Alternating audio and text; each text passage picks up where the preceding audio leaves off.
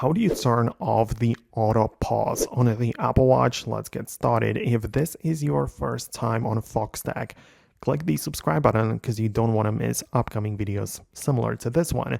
Now, to turn off the automatic pausing, make sure to open up the watch app of your iPhone, and from the list of apps below, go to the workouts, likely at the bottom of the list. It's already alphabetically, and there is a auto pause menu. When you get inside, you might have it either enabled or disabled, right? So you can turn it off completely with a one toggle at the top, but you can also choose it for different workout types. For example, for running or outdoor cycling. It's just how it is.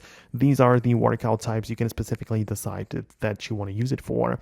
So perhaps you don't like it for one type of workout, but you may prefer it for the other. So it's not like black and white or turn off or on, right? So that's how it works. But other than that, that's just all that you need to know about it.